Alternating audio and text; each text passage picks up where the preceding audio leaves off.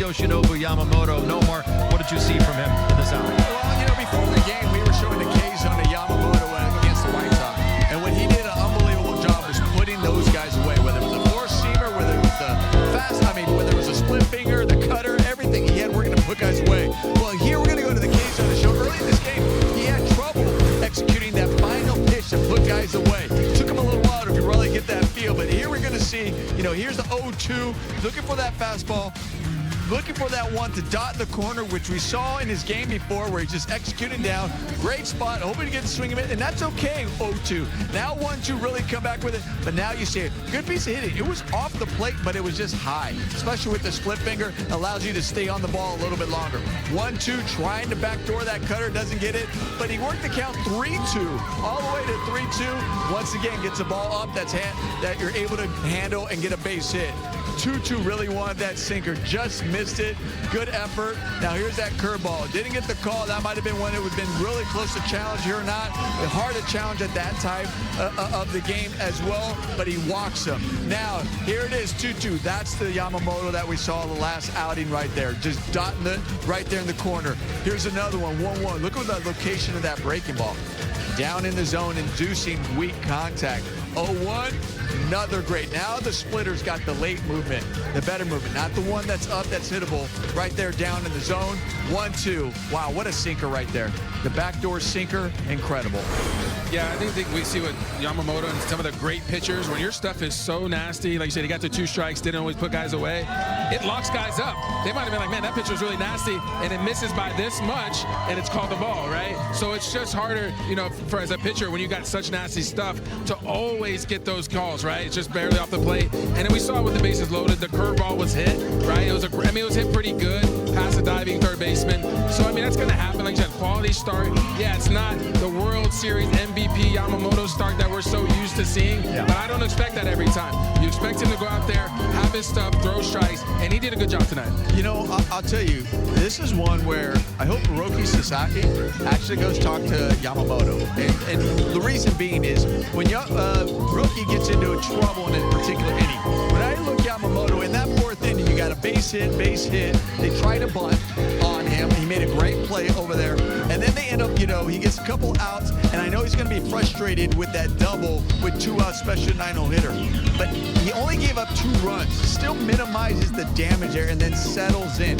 Didn't let it snowball out of control, and also show that he's losing his command, not being able to get the out. That's one thing that rookie just has to learn. We saw that in his last outing where he was looking dominant, and then he had that one inning where maybe a base hit, maybe it's a walk, but then everything starts to snowball out of control.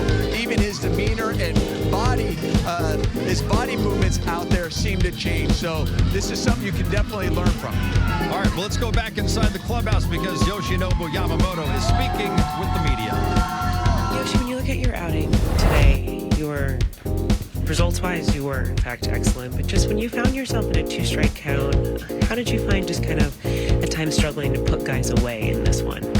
今日悪くはなかったと思うんですけども、その2ストライク取ってからの後ちょっと仕留めるのに時間かかってるんですけど、そこの要因っていうのは何でしょうか。スプリットが感覚が良くなっていくのが、結構後のイニングになってしまったのと、他の球種の選択肢もあったので、なんとかそこまでは、他の球種を使いながら、なんとか、投げていってました。So one of the issue was it took me a little time to get the feel for the splitter, and then in the meantime I was trying to grind out with different options with other pitches. When kind of just working through that, how did you have to kind of make your own adjustments in game then? Sorry. Just making adjustments, knowing that you have to work. で、そういうそこが分かってた上でそのゲームの中で微調整していくっていうのはどういう感じでしたか、その微調整のこと。なんて言ったらね、よくあることではあるんですけど、本当ちっちゃなことで、少し落ちるところが、緩やかになったり、当てやすいような、スプリットになったり、ちょっとタイミングが合えばすごく落ちたりっていうのがあるので、そこを探りながら、言ってたんですけど、ちょっと、最後の方何球かいいボールありましたけど、今日はそこが少し、苦戦しました。So I was struggling. It's kind of really small things, very subtle part in my delivery mechanics. And sometimes, because you feel when you have, it's basically, because it's like a very kind of like a releasing point and other stuff. Sometimes balls moves quick, deeper. Sometimes it's a really small movement. So I was kind of looking for the right feel, and then that was a kind of like a biggest struggle for me today's game.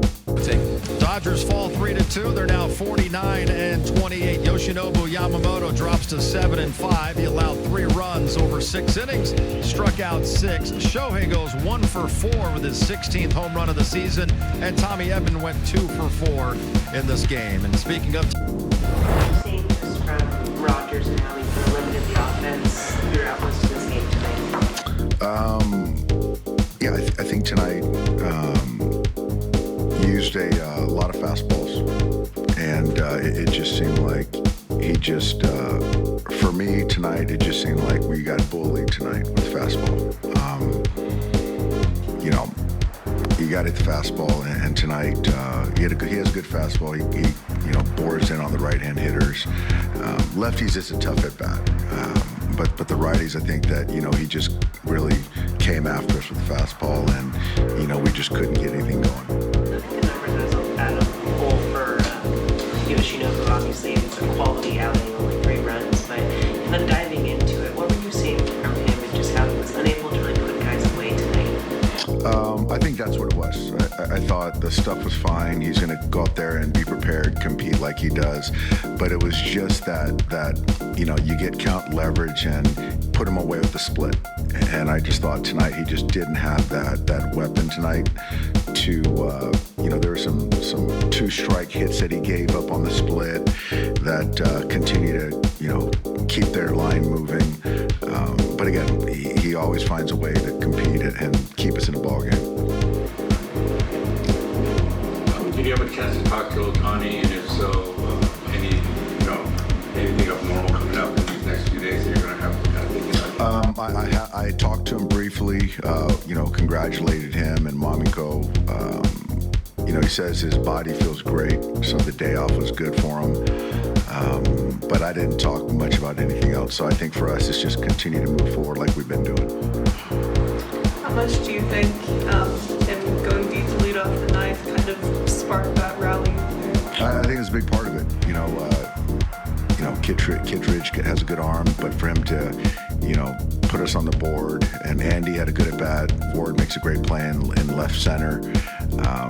But yeah, we created something and gave ourselves a chance.